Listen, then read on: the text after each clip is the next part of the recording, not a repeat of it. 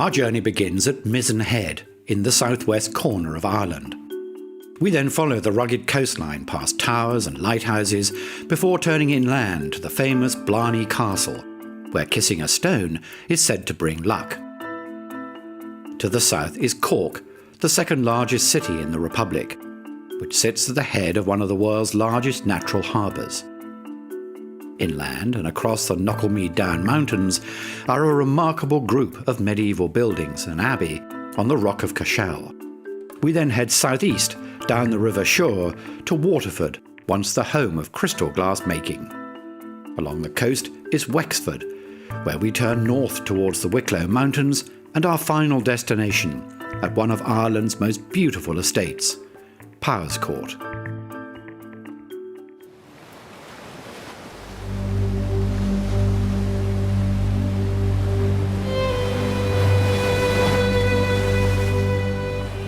Ireland is famous for its changeable weather, and on the west coast, sea mists can roll in very quickly, making navigation treacherous. High seas pound the rocks, and ships rounding the coast need to keep a wide berth, which is why on the southwest tip of Ireland is Mizen Head Signal and Weather Station.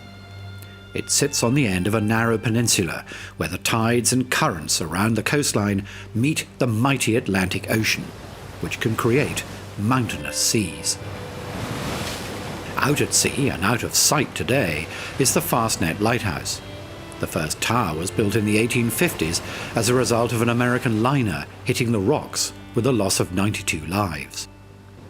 In the early 1900s, it was decided to replace the tower and also build a fog signal station here at Mizen Head.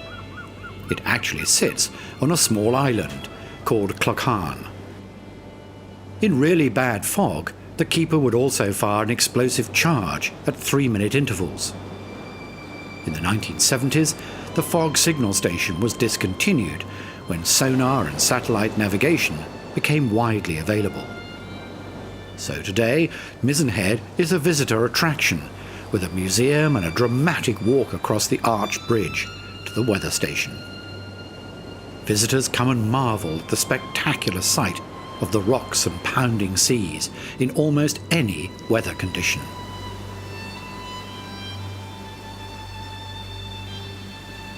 As we fly east, the mist begins to clear and the sun slowly breaks through to reveal a beautiful coastline. And on the cliffs are old castles which defended the coast from potential invaders. In fine weather and blue seas, the Carberry 100 Isles stand out in Long Island Bay and Roaring Water Bay. The Isles are now home to a number of holiday houses and have also become a popular place for scuba diving due to the number of wrecks in the area, including a World War II German U-boat. At the end of Roaring Water Bay is Wicklow Castle, built around 1450 on a 2-acre island. It proved difficult to capture and so was in fact the very last castle in the area to fall to the English in 1603. In the 1990s, it was bought and restored at great cost by the actor Jeremy Irons. Like many castles of this date, it would have quite probably been rendered and then painted. Ireland is a land of myths and legends, and across the country are a number of prehistory sites going back thousands of years. Close to the coast is the Dromberg Stone Circle. In a 9-metre diameter, 17 closely spaced stones once completed a circle. Today, 13 survive. The most westerly stone is known as a long recumbent. To one side of the circle are the ruins of 2 prehistoric huts, which once had timber roofs. The site was excavated and restored in 1958, and during this period a pot was found in the centre of the circle, containing the remains of a young person wrapped in a thick cloth. Carbon dating suggests that the site was still active around 900 BC. The weather in Ireland is dominated by the Atlantic.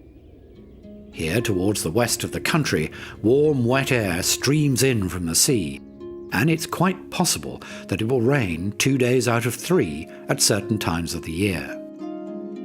All this rainfall creates lush green grass and gives Ireland its depiction as the Emerald Isle. And it also gives rise to some wonderful rainbows. One of the most visited sites in Ireland is Blarney Castle, built in the 15th century. But its attraction lies not in the fortress itself, but in one of its stones, the Stone of Eloquence, built into the battlements of the castle. It's said that if you kiss it, you will never be lost for words again, and have the gift of eloquence. Needless to say, millions of people have kissed the Blarney Stone over the years, and they have come from around the world. However, the act of kissing the stone requires lying down on your back, with someone holding your legs, and then hanging upside down over a sheer drop in order to reach it. Today, there are iron railings to protect anyone attempting it. But in the past, there was a real risk to life and limb. Indeed, in a Sherlock Holmes story, a man falls to his death because it's discovered that his boots were greased and therefore slipped through the hands of the person holding him.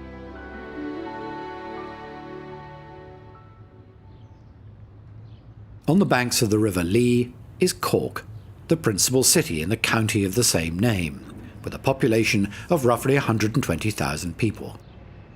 It was founded back in the 6th century as a monastic settlement by St Finbar, the first bishop of Cork, and only became urbanised in the 10th century when the Vikings arrived and founded a port, which became an important part of their global trading network, along with Dublin to the north, which they also founded. As a seafaring people, the Vikings understood the importance of building harbours in the best places, and at Cork it was ideal, as it was inland enough to be sheltered from the sea and also an attack, yet close enough to one of the greatest natural harbours in the world. On the east side of the city is the container port, and on the opposite bank is a small 17th century castle, which was not built for defence, but as a surprise gift from a wife, Anastasia Archdeacon, to her returning soldier husband, John, after years of fighting on the continent. Legend has it that when he saw the new castle, he fired a cannonball at it, thinking it must have been built by an enemy. The castle overlooks the River Lee, where it opens up into Loch Mahon, one of the most important bird habitats in the harbour. And on the far side, at Passage West, the loch narrows and for about 2 miles becomes the River Lee again. In 1993, a new ferry service began across the river, linking Cork to the harbour town of Cobh. The 2 ferries can carry 27 cars and 200 passengers.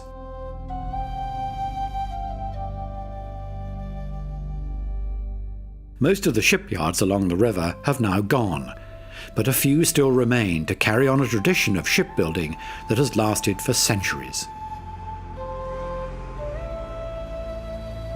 At this point, the River Lee opens out to Lower Cork Harbour, which is a vast, natural, deep water harbour. It is claimed to be the world's second largest, after Sydney in Australia. The main town around the harbour is Cobh, which used to be known as Queenstown before the Republic of Ireland was founded in 1919. This is a place of poignant memories, where hundreds of thousands of poor and hungry people left for the United States in the 1840s, especially during the Irish famine years. They left from this quay hoping to build a new life across the ocean. Many succeeded, but many also died at sea in the terrible conditions. And it was also from this quay that the Titanic left to cross the Atlantic on her fateful maiden voyage in 1912. For 200 years, these old pastel-coloured houses have seen great changes from the age of sail to the age of steam, and on to the great liners of the 1930s. And today, the Deepwater Quay welcomes a new generation of ships, whose passengers will be sure to enjoy a bit of Irish hospitality.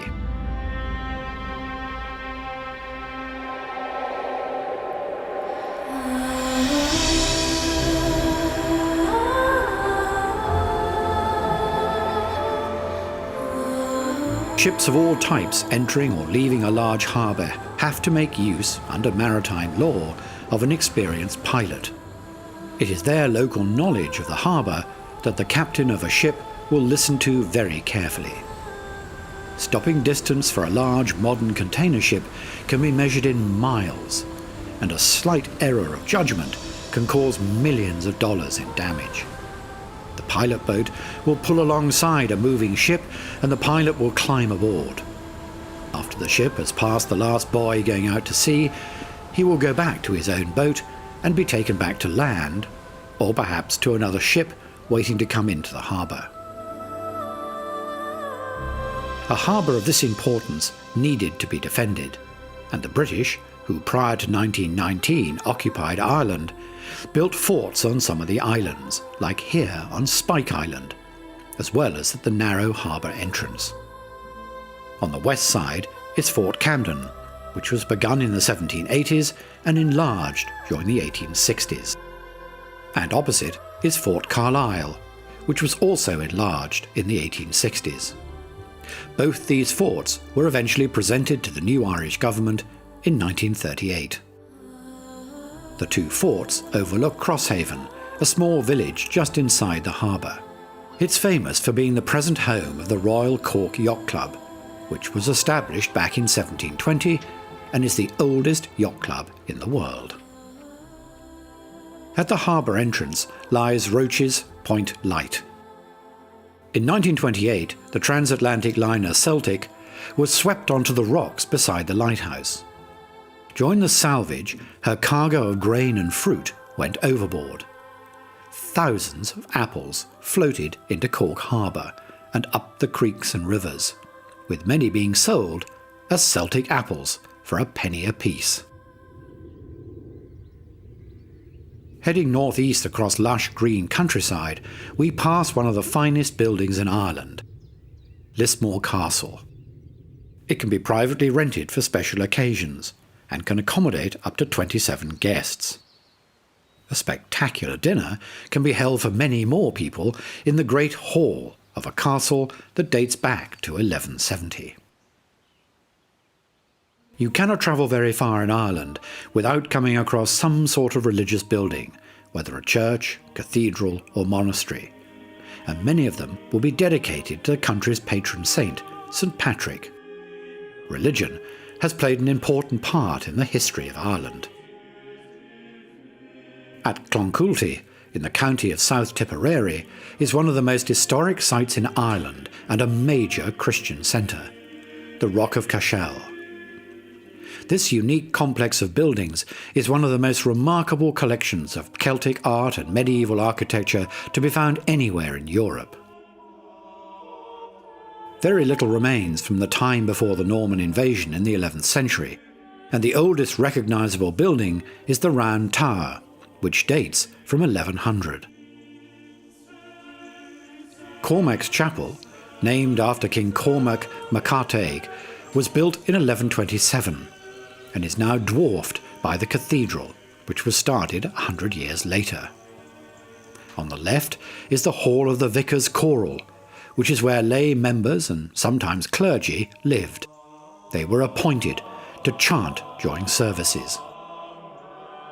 In 1647, parliamentary Protestant forces from England sacked the whole site and massacred not only the troops who were guarding it, but also the Roman Catholic clergy. The wonderful treasures inside were either looted or smashed to pieces. During the 18th century, the main roof of the cathedral was removed and the whole site left as a ruin. Today, the Rock of Cashel is a major tourist attraction. To the southeast is the River Suir, which runs down to the Atlantic at Waterford. It is one of the major fishing rivers in Ireland and holds the record for a salmon taken on a fly in 1874. It weighed 26 kilograms. Today, the salmon stocks have declined, but the river holds a plentiful supply of brown trout.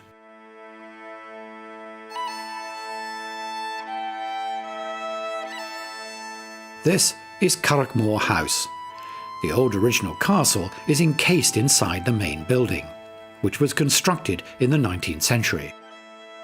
The impressive approach is flanked by 18th century buildings. The house is the home to the 8th Marquess of Waterford, whose Norman ancestors arrived in Ireland in about 1170. The large formal gardens that surround Carrickmore, as well as the woodland walks, are open to the public, and the house is available for group tours. Waterford is the oldest city in Ireland, founded as a settlement by the Vikings back in 853. The city has seen its fair share of terror when the Protestant English besieged and took it in 1650, after Waterford remained Catholic and had declared independence. On the waterfront is Reginald's Tower, which was built by the Vikings and is the oldest urban building in Ireland. However, it is for glass that the city is most famous, Waterford crystal. It was first produced in 1783. Over the years, the company changed hands several times, until finally the new corporation, which by now had factories around the world, closed the operation in Waterford in 2009. So, after 200 years of fine glassmaking, there is now just a museum. Just outside the city, the river shore divides around Little Island and Waterford Castle. With a history going back to the 11th century, it was largely rebuilt in the 19th around the old tower, which sits in the middle of the building. Today, this private island with its own ferry is a luxury hotel and golf course. At Ballyhack, there is a ferry service across the river mouth to Passage East. With no bridge downstream from Waterford, this has been an important crossing point for centuries, and the present ferry operates 120 crossings a day. Duncannon Fort was built in 1588 in the expectation of an attack by the Spanish Armada. Its strategic position, at the mouth of the river shore, meant that it was upgraded over the centuries, right up to Irish independence, when it was set on fire and then lay in ruins until it was brought back to life during the Second World War. Today, it's open to the public and managed by the local council. The river shore empties into the Celtic Sea, where we head east along the coast into the county of Wexford.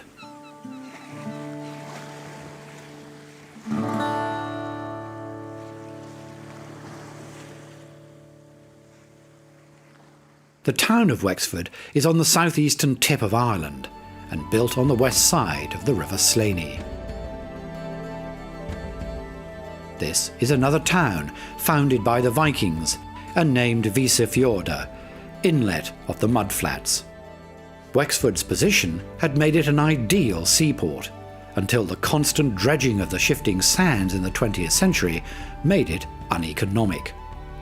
However, the town rebuilt the Long Harbour Quay and turned itself into a cultural centre, with particular focus on opera.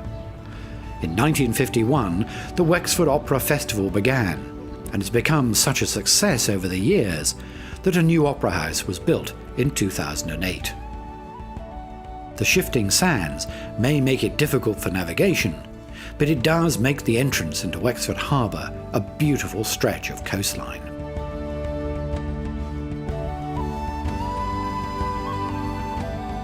Our journey now heads north and into the Wicklow Mountains.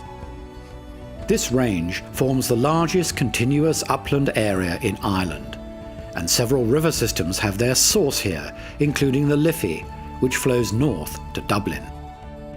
For centuries, the mountains had been a place for rebels to hide out, until the Wicklow Military Road was built in the 19th century, and the mountains began to attract tourists.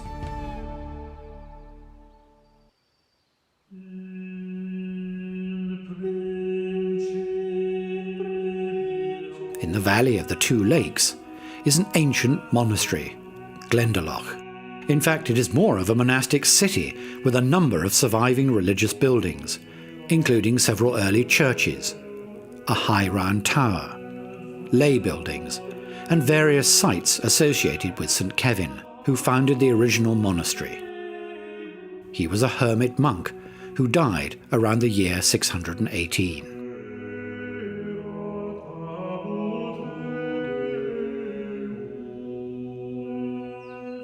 In its heyday, Glendalough also had guest houses, monastic cells, workshops, an infirmary and farm buildings.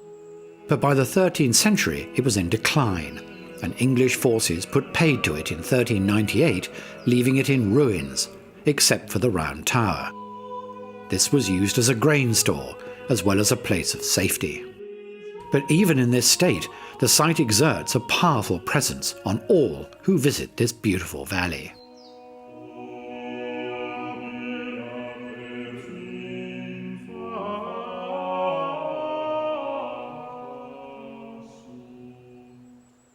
One of the reasons that the Wicklow Mountains look the way they do is partly due to the local Cheviot breed of sheep, which roam across the landscape, eating the grass and other vegetation, keeping it all neat and trim.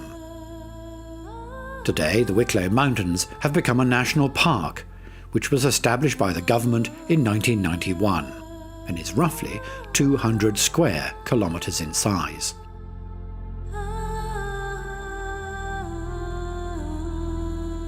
This is Great Sugarloaf Mountain, or simply known locally as Sugarloaf. It's often mistaken for an old volcano, but it is in fact a sedimentary deposit of Cambrian quartzite from the deep sea pushed up over millions of years. The rest of the Wicklow Mountains are made of Devonian granite.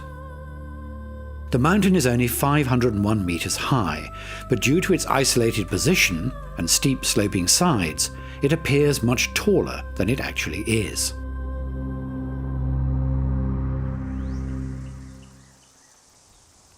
Behind Great Sugarloaf Mountain, to the north, is one of Ireland's greatest stately homes, and our final location. The house has been rebuilt several times, as has the magnificent garden, which stands in the shadow of Sugarloaf. It's also a house that nearly died when it was gutted by fire in the 1970s. But it survived and was rebuilt. This is Powerscourt.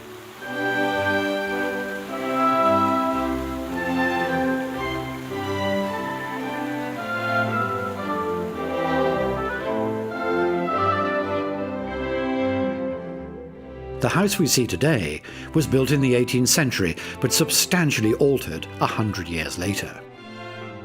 The fire in 1974 took the roof off and gutted all the principal rooms. But the real glory of Powerscourt was left undamaged: the garden.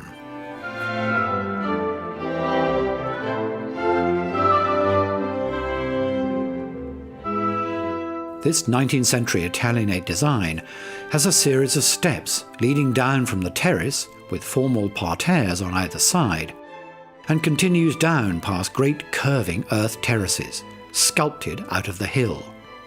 The steps end at a small lake. To the sides of the main formal garden are a series of smaller, more informal ones, including the Tar Valley, a Japanese garden, and the wall garden with glasshouses close to the house. The inspiration for the design at Powerscourt came from palace gardens across Europe, including Versailles in France. The result is one of Ireland's greatest gardens, and a perfect place to end this journey.